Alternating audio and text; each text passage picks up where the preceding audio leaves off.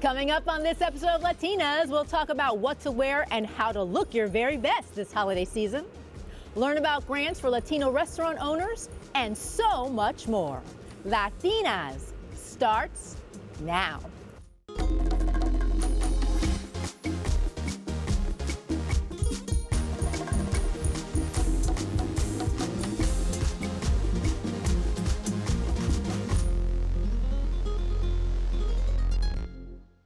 Welcome to Latinas, the show that's all about nosotras, created by nosotras. I'm Tina Beth Pina.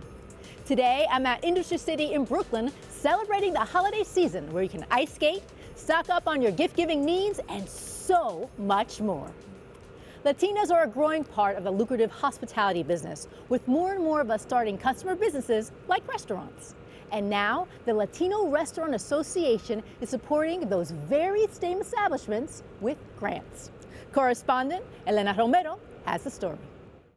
Lily Rocha, CEO of the LA-based Latino Restaurant Association, recently started offering cash grants and valuable instruction to New York City entrepreneurs by partnering with eTerra Kitchen in East Harlem. She is able to provide not just the money and know-how, but a large industrial kitchen for her clients to actually cook in. We call them micro grants. They're going to 5 businesses today, and we're just happy to be able to start this program. We hope to do more in the future. A large percentage of our members are either Latino or other nationalities. A lot of them are immigrants, a lot of them are women, and we talked really heart to heart with Lily and her crew about how important and essential our services are to small food businesses who, without a kitchen like ours, they're just really not able to launch their business. The Latino Restaurant Association addresses the diverse needs facing small business entrepreneurs. Folks get into the space because they need money and it's easy to start, but they're not addressing the business needs. For example, what I find is a lot of folks are doing business in cash only. Give you an example. We have a member who has 5 panaderias, 5 bakeries, and they're doing about $11 million in sales without a POS system, okay? And see, that's really unheard of. We determined that that business could really be doing closer to $30 million if they had certain things in order.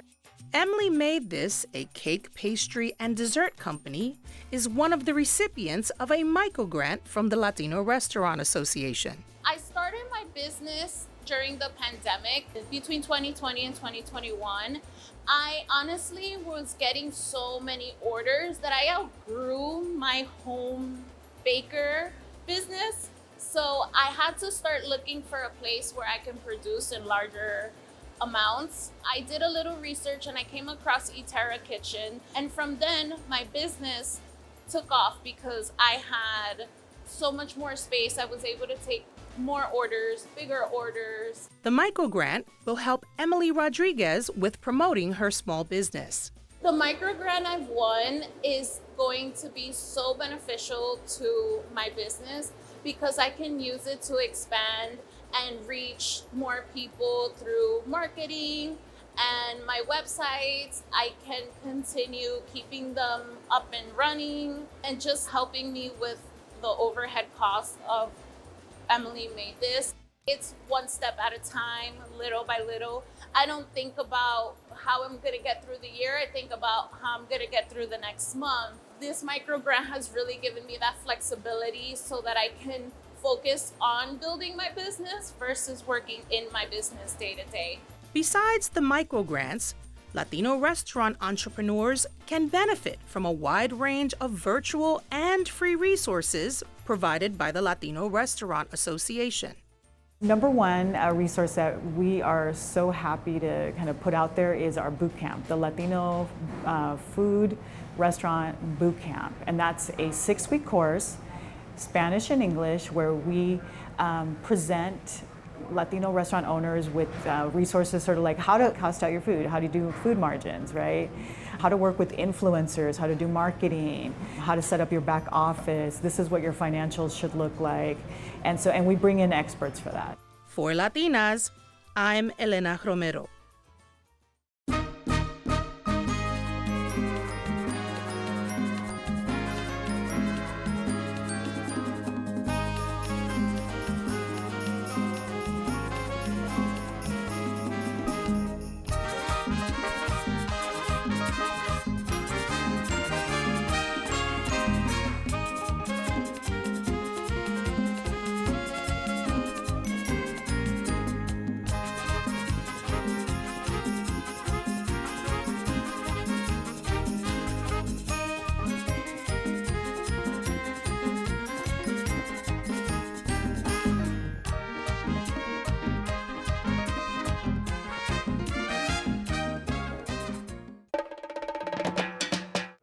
If owning a restaurant isn't your thing, have you ever dreamed of becoming a writer?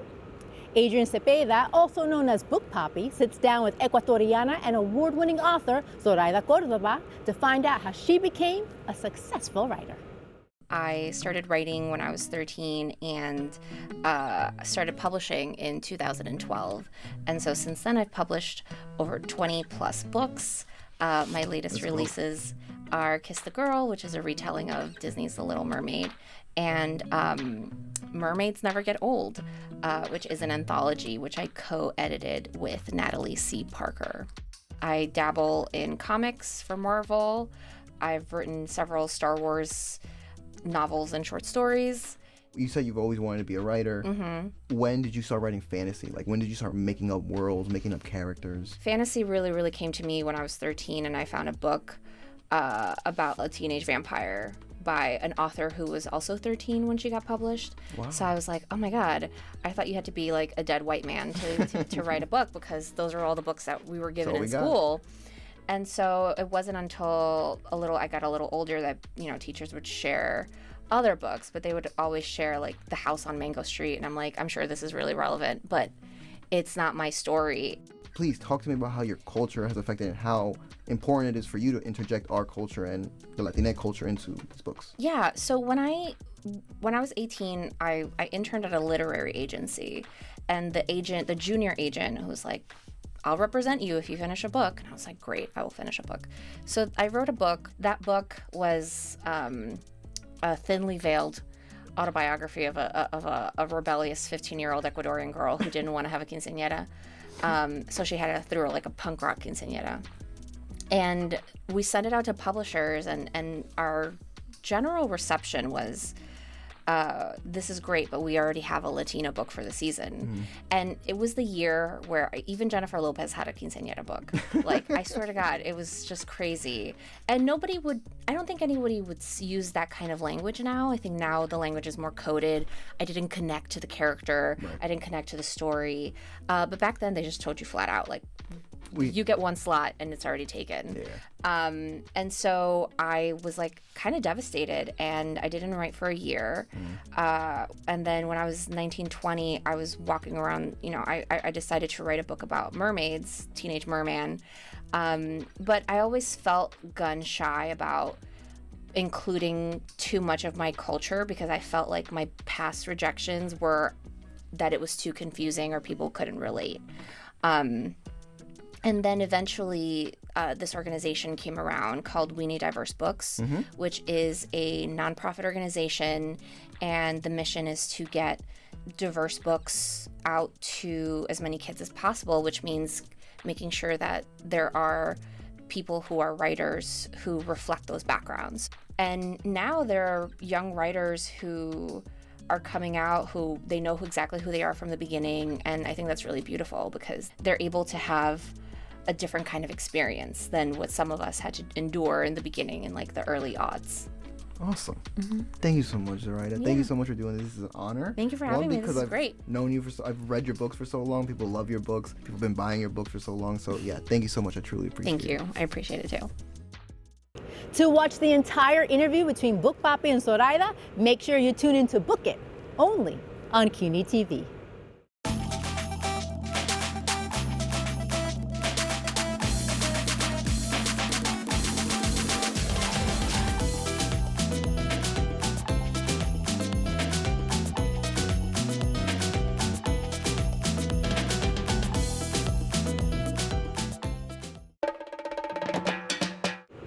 For some people, it's heartbreaking to tell your own story, especially if you've survived sexual violence like the 4 brave Latinas you're about to hear from. They believe it's important to speak out and break the silence, and they are back one last time to reflect on the Me Too movement, its lasting impact on their lives, and how there's more to be done in today's Caliente Caliente.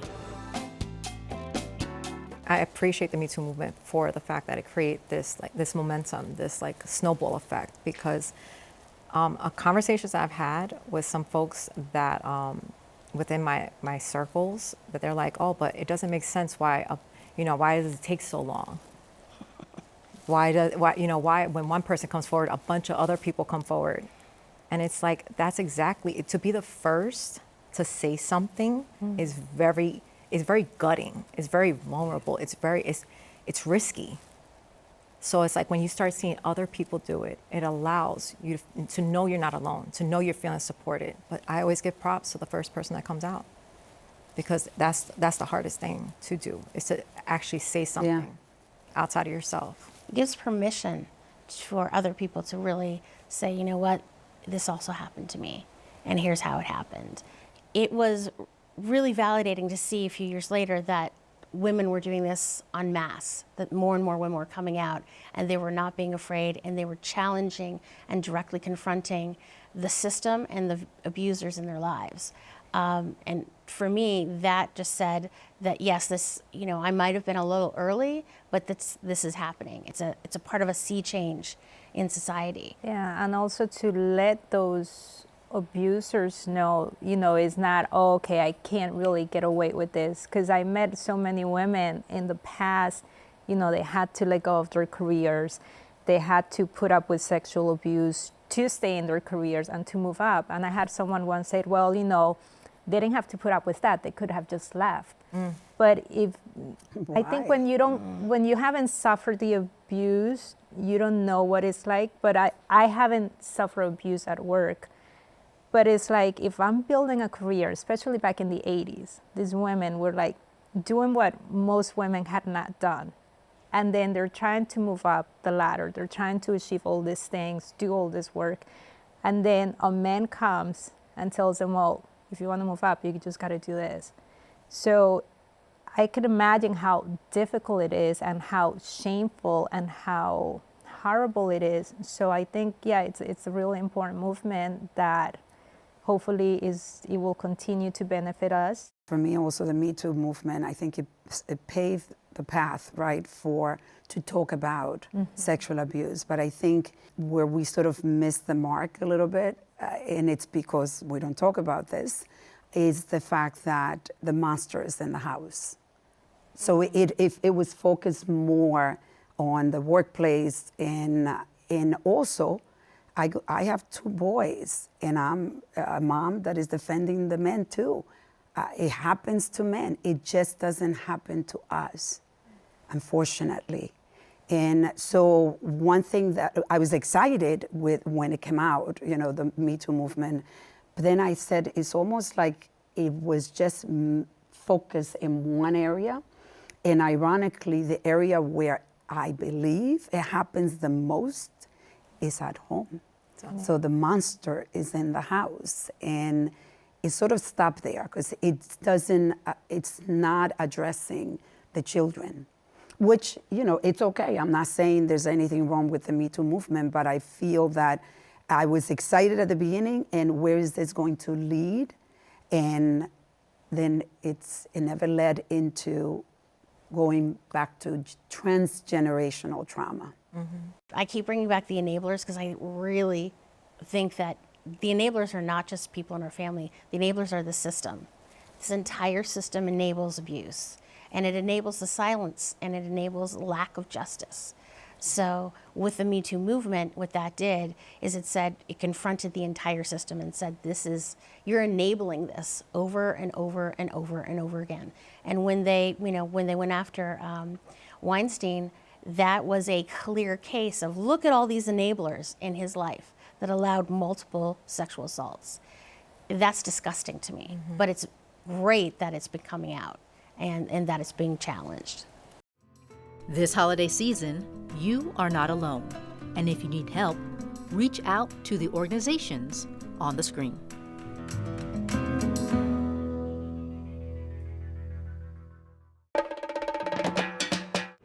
Changing the mood here. Do you know what to wear this holiday season? Here are some tips of how to look fa-la-la-la fabulous during the holidays. Diana Vargas reports.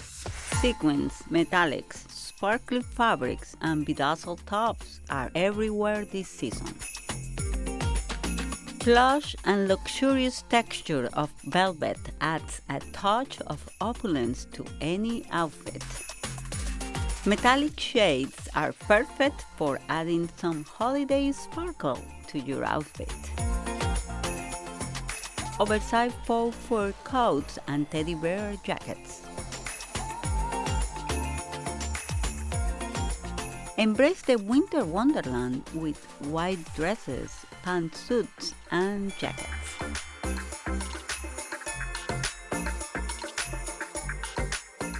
Stay warm without sacrificing style.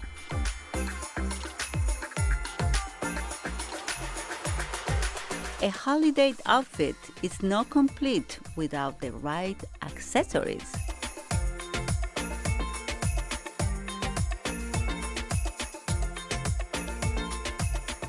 You are Latina.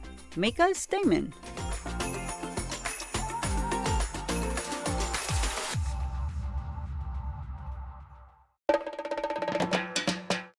For many of us, looking good can go a long way toward helping us feel good.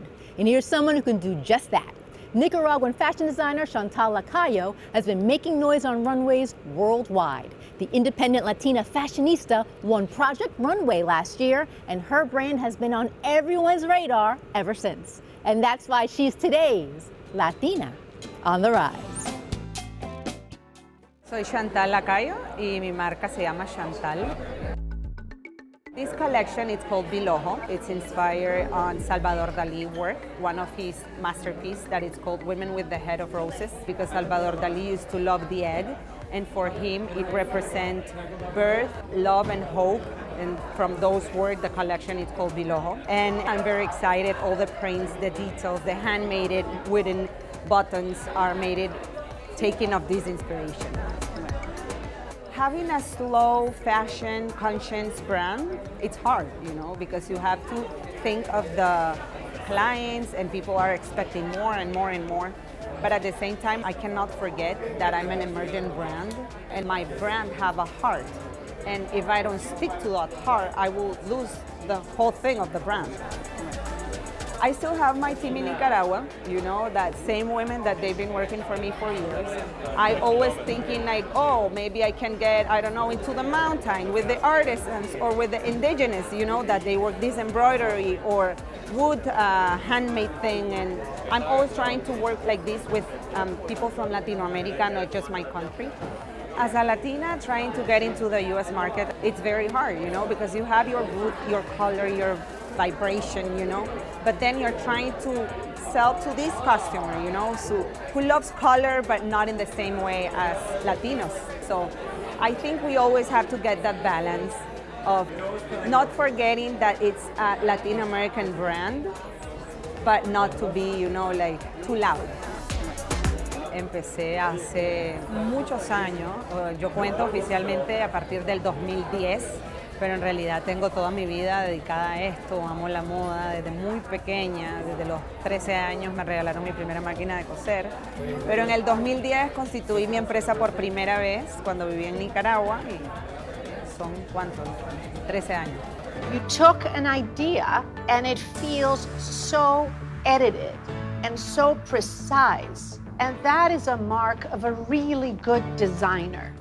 Tuve la oportunidad de ganar Project Runway el año pasado y definitivamente es una reafirmación. A ver, todo artista tiene un gran ego que tiene que ser verdad, como decir, lo logré, lo cumplí, o esa sensación de que tu trabajo fue valorado, fue reconocido. Creo que después de Project Runway hay un antes y un después de la marca. Llevábamos un par de años tratando de posicionarnos en el mercado americano y eso permitió, dar un salto enorme y poder establecer, Me permitió como poder hacer un rebranding, cambiar el nombre, identificar cuáles son los valores que queremos rescatar, que puedan tener ese heritage en la historia, que después de 10 años, de aquí a 10 años más, puedas decir, es un Chantal por esto, por esto, por esto. Poder definir y concretar ese ADN ha sido, creo, una de las mejores cosas que Project Runway me dejó. My advice would be that if you really love what you do, you have to stick to that and be clear that it's going to be a long road. That was some great advice. And now here's a recipe every Latina should have handy this holiday season.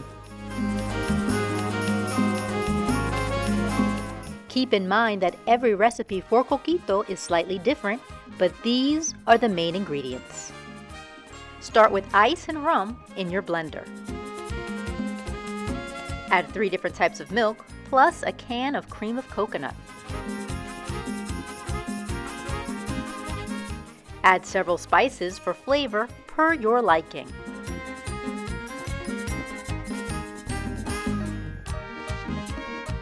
Blend, blend, blend until well mixed.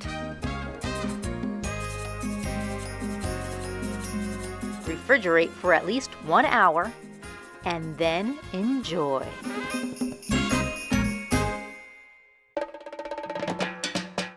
Now, if you're like me, you're going to want to be styling and profiling during the holidays. And we have Sue Perez here to teach us how to go from your everyday office look to a little more glam for the after-work parties. Check it out.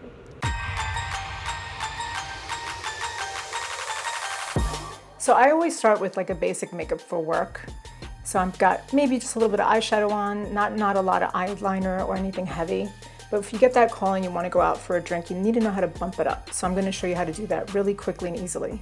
I already have a little bit of eyeliner on, but I'm just going to bump up the lash line, meaning I'm just going to make it a little bit darker. Remember, your lash line goes corner to corner. And then in the outer lash line, you don't want to do too heavy of a line because this is all about building the lash line. You can do a dramatic eyeliner if you'd like, but this is about lashes. I like a full strip of lash, but what I've noticed is your lashes will stay on better if you have mascara on already. So you can curl your lashes first with an eyelash curler. And oftentimes if I don't want to wear a lot of eye makeup for work, I'll just curl my lashes and do a coat of mascara. But definitely you'll see a difference by using an eyelash curler.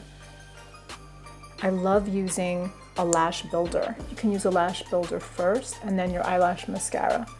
After the lash builder, go right into your mascara and you'll see that the lash builder extends the lash line. It also makes your lashes look fuller. Now I'm gonna get my lashes.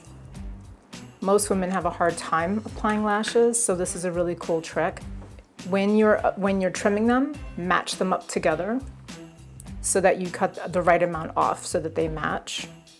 And what I mean by cutting is you want to trim the inner part of the lash line and then you want to trim them in half if you're using them just on one half of the eye. But I like to just trim a tiny bit in the inner portion because it's a lot more comfortable that way. Now when you're applying your glue, there's so many great types of glue, but I always like the ones that come like this because they're just so much easier to paint onto the lash line and coat the lash line. And here's another trick. Let them sit down for a second, like let them get a little tacky, because when the glue is tacky, they'll adhere much better to your lash line. You always want to look in the mirror, and you always want to have the mirror so that you're looking down into the mirror. So tilt your mirror underneath your chin. You have your mascara on. If you're wearing mascara from work, obviously this is going to be so much easier. Hold your lashes in the middle. Think about starting from the end. And it sticks right on your lash line. Then you grab your other lash.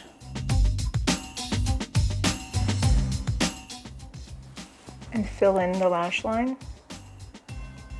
Then after they're dried and I feel a little bit more comfortable, I'll add a little bit of mascara there just to set them. I have a little bit of eyeshadow on already, but something that's really great for the holiday is something with a little shimmer. Just on the lids, I'm applying a tiny bit of shimmer. It instantly just adds light to the eyes. But obviously I just played up my eyes a little bit, so let's take it up a notch. I'm gonna add a more of a matte, bold lip color that lasts a long time. And there's so many really good brands in the drugstore. I always tell my clients, you don't have to spend a lot of money on these lip colors. I'm gonna wear a red color because let's face it, it's the holidays and we wanna wear red, right? This is a really good trick that I do. I always wanna apply lip color first. You can go ahead and apply it directly from the product. Do you see that little bit, how far it went? Then I use my liner.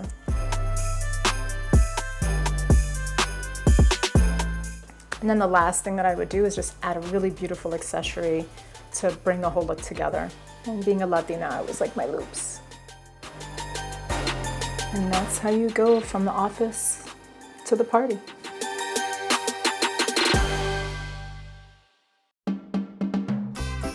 And that's our show for today. For more information on what you just saw, check out our website at tv.cuny.edu and follow our social media profiles because we love sharing our Latino stories with you. And please make sure you tune in next month where you'll meet comedian Lisa Lennis, learn how to deal with a fatty liver, and so much more. ¡Uepa! Hasta la próxima y que tengan felices fiestas. Bye-bye.